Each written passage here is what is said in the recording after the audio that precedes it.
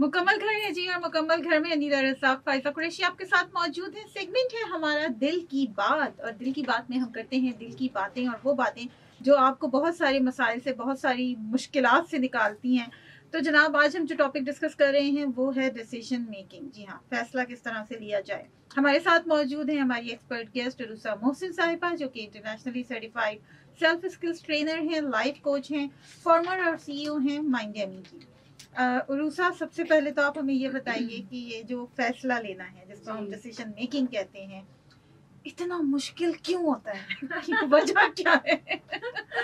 पहले तो सबको सुनने वालों को सलाम, बहुत सारा वालेकुम अस्सलाम। और देखिए, हम हर लम्हे फैसला ले रहे होते हैं। बिल्कुल ठीक है, उठते बैठते हमारे इर्द गिर्द, चाहे हम कारोबार कर रहे हो, हम नौकरी कर रहे हो, हम घर में रिश्ते संभाल रहे हो, या इवन बाहर दोस्तों के साथ, हर लम्हे हम लोग फैसला जरूर कर रहे होते हैं। और अंग्रेजी में एक कहावत है, कहते हैं your decisions can either make you or break you, so choose your decisions well.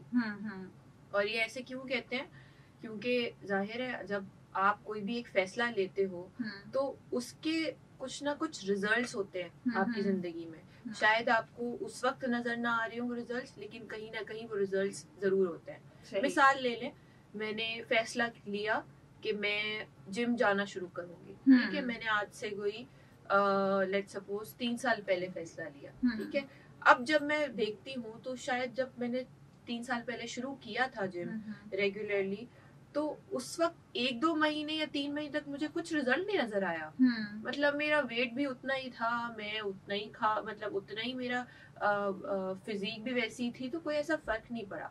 लेकिन आज जब मैं देखती हूँ तो मैं अपनी फिटनेस में, अपनी एनर्जी लेवल्स में और अपनी वेट में बहुत ज्यादा डिफरेंसेस देखती हूँ। तो शायद आपको एक फैसला लेने के बाद फौरन रिजल्ट ना नजर आए, लेकिन शायद कुछ साल के बाद, कुछ टाइम के बाद, जैसे ही आप जिस तरह मिसाल ले लें, आप एक जिम जाते हैं, जिम में क्या होता है, मसल्स बिल्डअप करते हैं। मसल्स बिल्डअप करने में भी आपको वक्त लगता है, right? So maybe whatever decision we take, maybe the results they don't come as soon as possible, but the outcome of those results will appear somewhere down the lane, कहीं ना कहीं जरूर appear होंगे।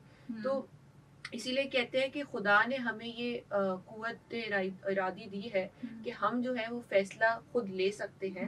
लेकिन उसके साथ साथ खुदा ने ये भी कह दिया, एक तेरा फैसला है और एक मेरा फैसला है, होगा वही जो मैं चाहूंगा। एक चाहत तेरी है, एक मेरी चाहत है, होगा वही जो मैं चाहूंगा। तो ये आपके ऊपर है कि आप क्या फैसला लेते हैं। उस जो भी फैसला लेंगे उसके कुछ ना कुछ रिजल्ट जरूर आएंगे, चाहे अच्छे आए या बुरे। सही। अच्छा, अभी आपने एक बड़ी प्यारी बात की है रूसा, के खुदा ताला ने खुद ये बात फरमा दी है। जब हम फैसला लेते हैं तो उसके बाद फिर एक कंसिस्टेंसी बहुत इंपॉर्टेंट फैक्टर होती है कि हमने जिस चीज़ के ऊपर हमने डिसीजन लिया है, जो भी डिसीजन लिया है लाइफ में हमने, उसके ऊपर हम फर्म रहें। और उसके लिए हमें अल्लाह ताला से सबसे ज़्यादा जो है वो हमें उसके ऊपर भरोसा होना चाहिए, हमारा एतमाद होना चाहिए कि भाई जो भी होगा वो अच्छा ही होगा। लेकिन यूजुअली होता ये है, जब हम फैसला ले लेते हैं किसी भी चीज़ का, तो हम बड़ी जल्दी जो है ना उस चीज़ से रिग्रेट करना शुरू कर देते हैं। हम चाहते हैं कि हम उससे बैक ऑफ कर जाएं, और ये क्या हो गया है हमारे साथ, तो हम अनसर्टेनिटी का शिकार रहते हैं। बिल्कुल। लेकिन मैं आपको एक बात बताऊं नीला, ज्यादातर जो कमजोर होते हैं ना डिसीजन मेकिंग की सलाहियत में, वो फिर बहुत अपने आप को समझते हैं, विक्टिम समझने लग जाते हैं अपने आप को। ठीक है, देखिए, जो भी इंसान डिसीजन मेकिंग की सलाहियत में अच्छा होगा ना, वो हमेशा रिस्पॉन्सिबिलिटी खुद लेगा अपनी डिसीजंस की। वो कहेगा कि मैंने ये फैसला लिया और मैं जिम्मेदारी उठाता हूँ ये फैसले की, जो भी इसका नतीजा है। होता ही है अक्सर में, कुछ घरों में भी ऐसे भी लोग होते हैं, और वैसे भी ऐसे लोगों से हमारा टकराव भी होता है, जो कि फैसला ले लेते हैं लेकिन फिर ब्लेम करते हैं दूसरे को। ये तो देखो, ये तो तुमने कहा था, तो मैंने कहा चलो सही है। बिल्कुल बिल्कुल ऐसे ये तो तुमने कहा था, इसलिए जो है ना ये तुम्हारा फैसला था, अब तुम्हारी मर्जी। तो ये बड़ा होता है। बास लोग बड़ा गैसलाइट भी कर रहे होते हैं दूसरों को, अपने फैसलों पे दूसरों को कर रहे होते हैं। तो जनाब, इससे भी हम बात करेंगे। दिल की बात हमारा सेगमेंट है, और हम बात कर रहे हैं डिसीजन मेकिंग के हवाले से। उरूसा मोहसिन साहिबा हमारे साथ मौजूद हैं, जो कि internationally certified soft skills trainer हैं और लाइफ कोच हैं, फाउंडर और सीईओ हैं माइंडमी की। अनीला रज़ाक फाइज़ा कुरैशी भी आपके साथ मौजूद हैं, और आप हमें कॉल कर सकते हैं 11-11-107 पे। कराची से बाहर वाले 021 कोड मिलाएंगे। सुनते रहिए अपना कराची FM 107, कराची की आवाज और बल्ले बल्ले FM नेटवर्क। मुकम्मल घर है जी। फायज़ा कुरैशी अनिल रज़ाक आपके साथ मौजूद हैं और हमारे साथ लाइफ कोच उरूसा मोहसिन मौजूद हैं और हम बात कर रहे हैं सेगमेंट दिल की बात में डिसीजन मेकिंग के ऊपर। और आप सुन रहे हैं अपना कराची एफएम 107 कराची की आवाज़ और बल्ले बल्ले एफएम नेटवर्क। अच्छा जी, हमारे साथ एक कॉलर थे और हमारे बहुत रेगुलर कॉलर हैं, बहुत हमें हमेशा सुनते हैं, अप्रिशिएट करते हैं, मोहम्मद खान भाई, और रक्षा चलाते हैं। ये पठान फैमिली है इनकी और इनका कहना ये है कि जी हमारे यहाँ ख़वातीन जो हैं वो कहती हैं कि बच्चियों को पढ़ाओ और मर्द हजरात जो है वो उसके ख़िलाफ़ हैं। लेकिन मेरी वाहिद फैमिली ऐसी है जिसमें मैं बच्चियों के पढ़ाने के हक़ में हूँ और उनकी 3 बेटियाँ हैं और वो उन्हें पढ़ा रहे हैं। और उनकी बेगम कहती हैं कि जब भी कोई बात होती है, कुछ इस तरह का मामला होता है, तो वो कहती है जी तुम्हारा फ़ैसला था और आप भुगतो, बच्चों को पढ़ा रहे हो तो भुगतो। और लेकिन फिर भी मैं अपने हर फैसले में अपनी बीवी को साथ रखता हूँ और उनसे पूछता हूँ। तो मेरी बच्चियां भी इवन कहती हैं कि अम्मा हर वक्त आपसे लड़ती हैं तो आप उनसे क्यों पूछते हैं। तो जी ये बड़ी खूबसूरत बातें हैं और बड़ी बात है, बिल्कुल उन्होंने जैसे कहा उरूसा के पठान फैमिली है उनकी, और हम सब जानते हैं बिल्कुल कि अभी तक कुछ फैमिलीज, कुछ इस तरह के खानदान हैं जहाँ पे लड़कियों की पढ़ाई की मुमानियत है, नहीं इजाजत मिलती है। लेकिन बहुत बड़ी बात है कि वो उन्हें पढ़ा रहे हैं। मैं आपको एक कहानी सुनाती हूँ। लास्ट कराची में 2 हफ्ते पहले मेरी ट्रेनिंग खत्म हुई थी, 3 दिन पे मुश्तमिल ट्रेनिंग थी। उसमें एक खातून आई थी मेरे पास ना। वो खातून माशाल्लाह शी इज़ अ प्रोफेसर, ठीक है। शादी नहीं हुई भी उनकी, लेकिन उनका मसला ये था कि माशाल्लाह हालांकि बड़ी एज की हैं, लेकिन प्रॉब्लम ये था कि वो कहती हैं बचपन से ही ना मेरे फैसले मेरे बहन भाइयों ने लिए, तो इस वजह से मैं आज तक अपना फैसला खुद नहीं ले पाती। और क्योंकि मैं अपना फैसला खुद नहीं ले पाती तो इसलिए मुझे मेरी जिंदगी एक रुक सी गई है, क्योंकि मैं हमेशा हर डिसीजन में डिपेंडेंट थी उन पर। अब हुआ क्या, उनकी भी शादियां हो गई, उनके भी बच्चे, तो वो सारे इन्वॉल्व हो गए अपने अपने फैमिलीज में, मैं अकेली पड़ गई। और अब मतलब मैं ऐसी एज में हूँ कि मैं डिसीजन नहीं ले पाती। क्यों? क्योंकि बचपन से ही मुझे जो है डिपेंडेंट रखा गया अपने बहन भाइयों पे, अपने माँ बाप पे कि वो फैसला ले। देखिए ये इतना जरूरी है कि माँ बाप को भी इन्वॉल्व करना चाहिए बच्चों को अपने डिसीजन मेकिंग में। बिकॉज ये ना हो कल को ये हम लोग सिनेरियो देखें जो अभी मैंने आपके सामने दिखाया कि इतनी बड़ी औरत है लेकिन वो अपनी डिसीजंस, अपने फैसले खुद नहीं ले पा रही हैं। हमेशा उनको, क्योंकि हुआ क्या, बचपन में कभी उन्होंने कोई फैसला लिया होगा जो कि गलत साबित हुआ होगा, तो हुआ क्या, माँ बाप ने, अपने बहन भाइयों ने सब उन पे पॉइंट आउट किया फिंगर, ये देखो तुमने खुद फैसला लिया था, अब भुगतो। सही। अच्छा उरूसा, मैं ये क्वेश्चन आपसे करने भी वाली थी, आपने भी एक स्टोरी सुना दी कि रीजंस क्या हैं जो लोग डिसीजन लेने में कमज़ोर होते हैं। और जैसे आपने कहा कि वो एक बड़ी एज की खातून थी, हम लोग बहुत बड़ी उम्र तक पहुंच जाते हैं लेकिन हमें डर लगता है कि हमारा ये डिसीजन जो है वो कोई नुकसान ना उठाना पड़े हमारी फैमिली को। तो रीजंस क्या होते हैं बचपन में, क्या ऐसे रीजंस होते हैं जो ये बात आपके जहन में बैठ जाती है? देखिए बचपन में ये होता है कि जो, देखिए अगर मैं आपको 2 सेट्स ऑफ पेरेंट्स दिखाऊं जो कि अपने बच्चों को पाल रहे हैं, तो मिसाल ले लें आप, एक फैमिली ऐसी है जो अपने बच्चे को थोपती है डिसीजंस कि तुमने ये करना है, ये पहनना है, इस टाइम पे सोना है, इस टाइम पे उठना है, ठीक है। मतलब हर चीज, वो बड़ा भी हो जाए बच्चा, मतलब 14, 15, 16 साल का, तब भी आप उसको छोटी छोटी चीजों में स्पून फीडिंग कर रहे हो, ठीक है। तो क्या हो रहा है, वो बच्चे को ये माइंड में आ रहा है कि मेरी तो कोई विल है ही नहीं, डिसीजन में कुछ कोई है ही नहीं। उसके मसल्स, जिस तरह मैंने कहा ना, जिम में जाते हैं मसल्स स्ट्रांग होते हैं, तो इसी तरह जितने फैसले खुद लोगे उतने ज्यादा ही डिसीजन मेकिंग की पावर और बढ़ेगी, जितने ज्यादा फैसले कम लोगे और वीक होती जाएगी।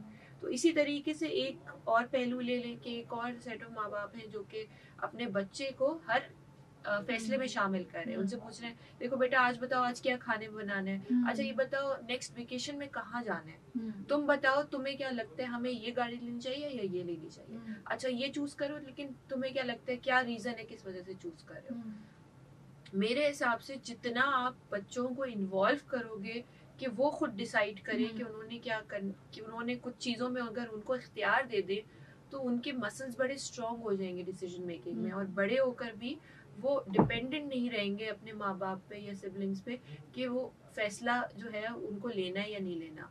आई थिंक ये बहुत बहुत ज़रूरी है। ये शायद मैं इसको सही लफ्ज़ों में अभी बयान नहीं कर पा रही, लेकिन ये इतना ज़रूरी है कि आप अपने बच्चों को वो शामिल करें उस डिसीजन मेकिंग में, क्योंकि बड़े होके ये ना हो कि वो कतरा रहे हो कोई फैसला लेते हुए।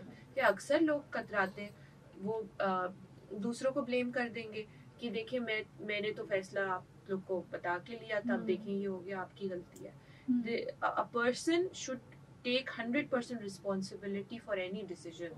As I said before, it's so important for even parents to take initiative कि वो बच्चों को शामिल करें अपने घर के फैसलों में और दूसरी चीज़ों में।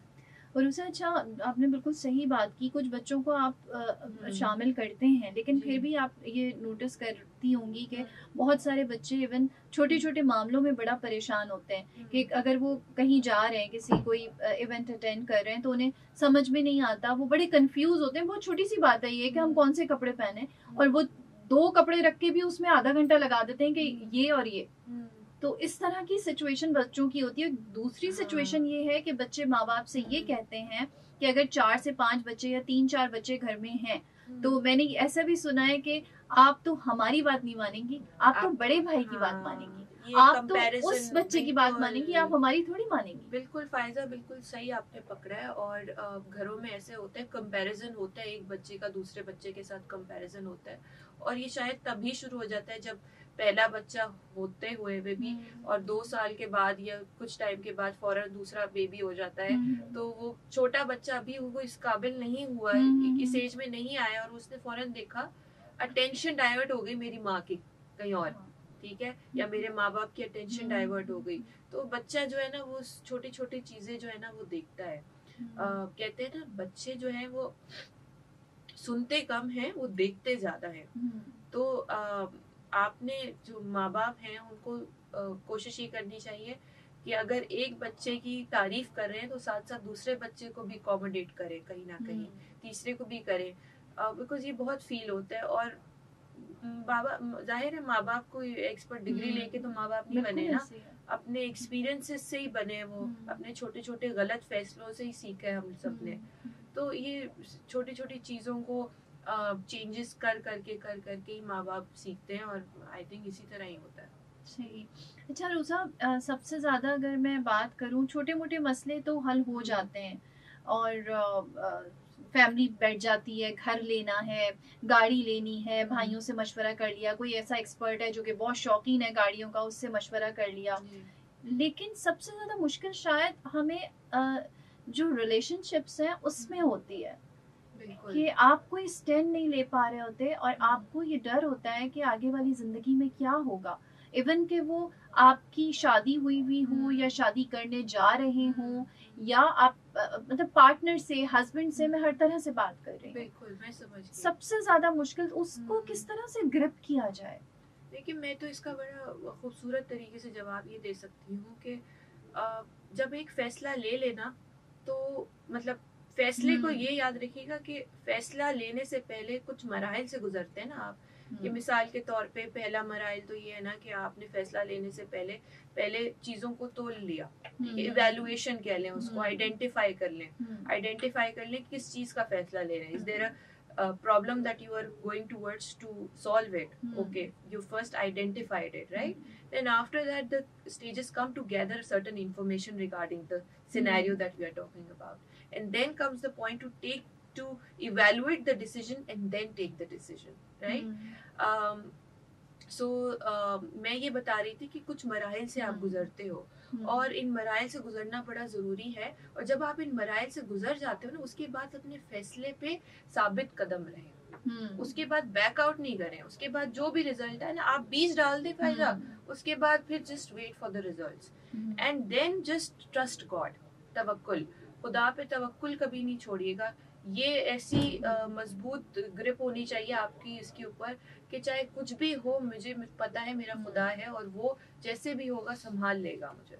जबरदस्त जी, बड़ी खूबसूरत बात। और बिल्कुल हमारे साथ मौजूद हैं जी उरूसा मोहसिन, और हम बात कर रहे हैं डिसीजन मेकिंग पे। फाइजा कुरैशी, नीला रज़ाक आपके साथ मौजूद हैं। आप सुन रहे हैं अपना कराची FM 107, कराची की आवाज़, बल्ले बल्ले FM नेटवर्क। कॉल कर सकते हैं आप हमें 11 11 107 11 11 107।